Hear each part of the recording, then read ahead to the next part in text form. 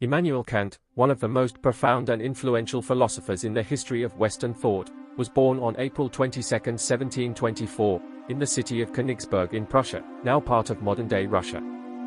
He was raised in a modest, deeply religious Lutheran family under the strict discipline of Pietism, a movement that emphasized piety, humility, and moral integrity. This rigorous upbringing left a lasting mark on Kant's character, instilling in him a lifelong commitment to discipline, duty, and reason. After the death of his father, financial hardship forced him to leave the university, and he spent years working as a private tutor. But his intellectual ambition never faded. Eventually, he returned to Königsberg and began teaching as a lecturer in 1755. It is famously said that Kant was so punctual in his daily routine that neighbors would set their clocks by his afternoon walk, so consistent was he that he became a symbol of order itself. Despite never traveling far from his hometown, his ideas would go on to reshape philosophy, ethics, science, and even politics across the globe. Kant's most famous work, Critique of Pure Reason, published in 1781, sought to answer one of the most foundational questions in philosophy: what can we know, and how do we know it? At that time, philosophy was torn between two rival schools: Empiricism, which held that knowledge comes only from sensory experience, and Rationalism, which believed that reason alone could generate true knowledge. Kant, inspired in part by the skepticism of Scottish philosopher David Hume, said that Hume had awakened him from his dogmatic slumber and pushed him to rethink the very structure of human understanding. The result was his groundbreaking theory of transcendental idealism, a bold new synthesis of rationalism and empiricism. According to Kant, while all knowledge begins with experience, it is not derived solely from it. The mind actively shapes our experience through a priori structures, innate ways of organizing information such as space, time, and the categories of understanding. In simpler terms, we don't just passively receive the world through our senses, our minds filter, structure, and interpret that data to make it meaningful. He famously declared, "Thoughts without content are empty, intuitions without concepts are blind," emphasizing the essential collaboration between sense and reason. He distinguished between a priori knowledge, which is independent of experience, like mathematics, and a posteriori knowledge, which comes from experience, like empirical science. Even more revolutionary was his explanation of synthetic a priori knowledge, truths that are both informative and necessarily true, yet not derived from experience.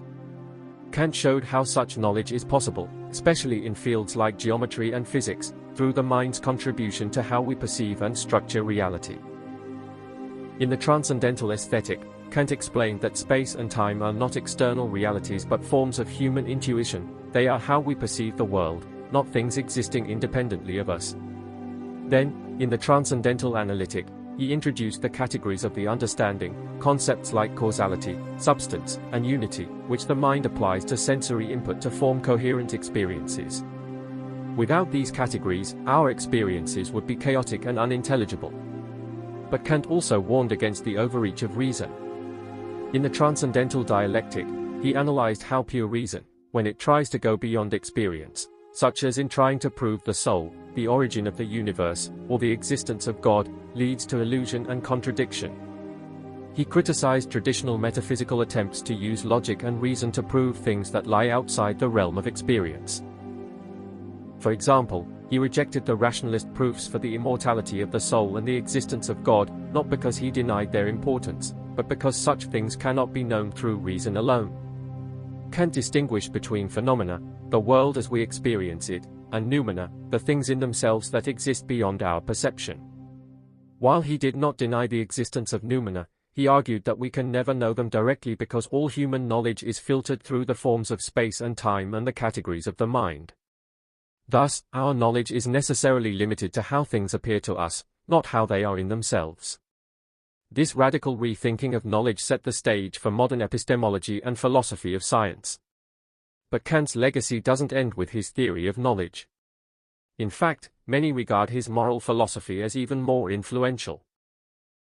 At the heart of his ethics lies the concept of the categorical imperative, a universal moral law that applies to all rational beings regardless of desires or consequences.